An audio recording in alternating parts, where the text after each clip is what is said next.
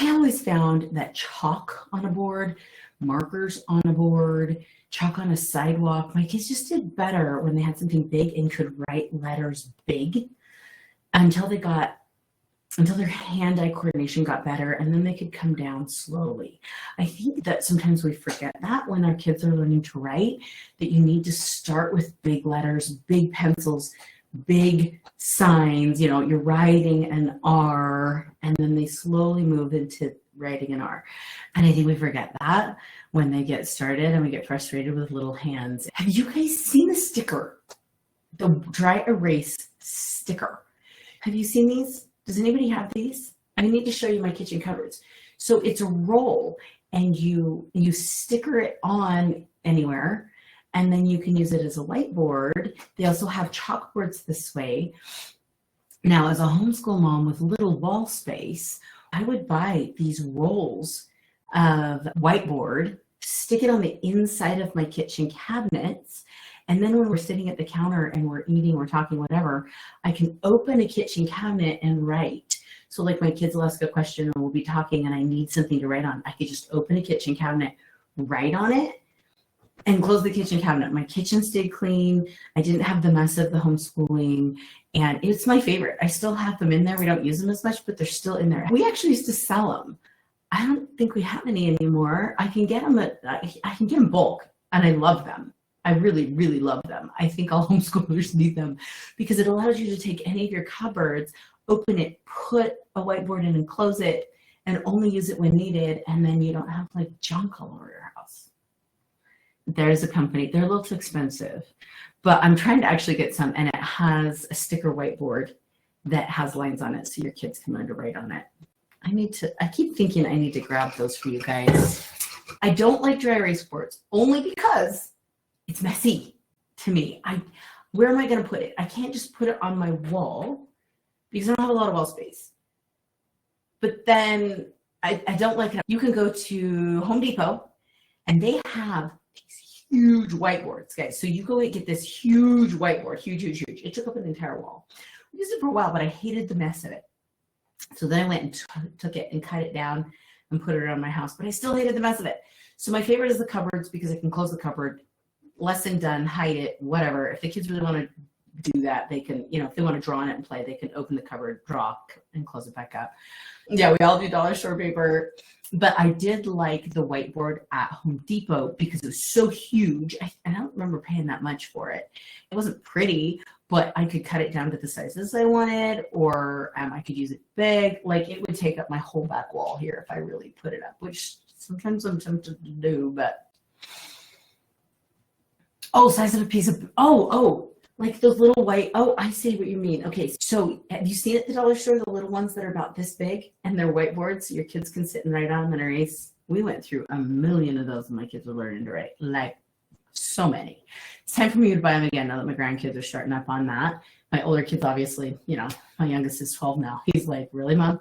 But I loved it for my little kids. Those little mini whiteboards, they're the size of a piece of paper. This is what we used. Have you seen these?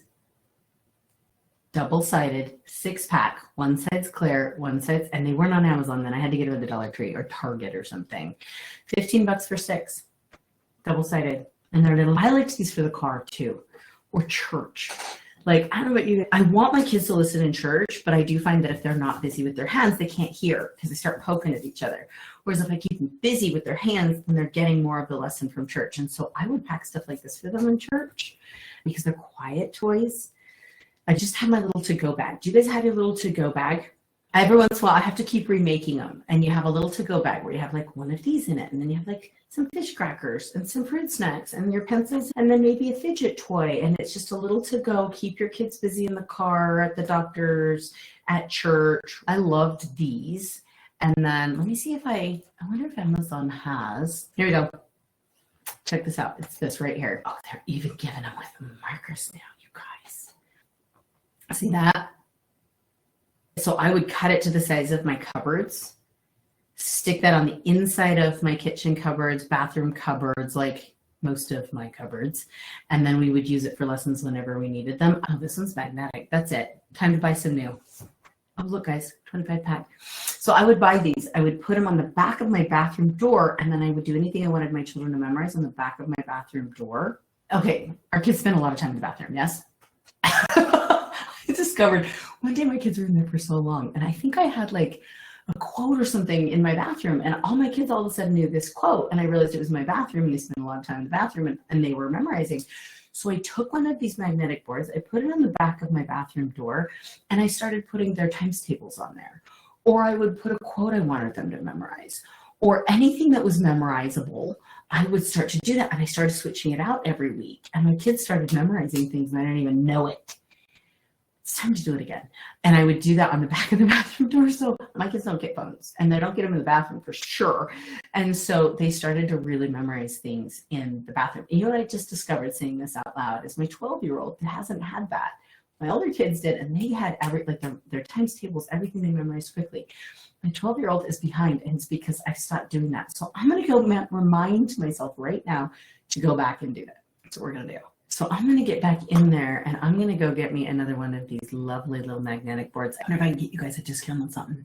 This was the one I actually did. I didn't have magnetic. They've come a long way. You have to look every once in a while at what the world has changed, because, man, this right here is what I used. It was just a whiteboard only, and you can cut it with scissors. This now is what they're coming up with, and at a much more affordable price. When I was looking at these, they were 3 times the price. So the prices are coming down. Yay competition, yay capitalism. These are excellent. They're simple, they're cheap. Look at that, a 25 pack, and if you only have one kid, you don't need that. Oh, and that has with the markers and the erasers. Anyway, get on Amazon, get you some of these. Go put them on your kitchen cupboards. I think these are a great idea too. These are like the homeschool mamas loving it, right? Yeah, I think these are excellent as well. And the different sizes. I wish they had lines on them. I mean, you can draw the lines on them, but I do wish they had lines on them. You can tell who the homeschool moms are at like church because they all have these. I don't know my public school moms, so I'm just homeschool moms, because everything for us is an education. Have a great day, everybody, and we will see you tomorrow. Bye, guys.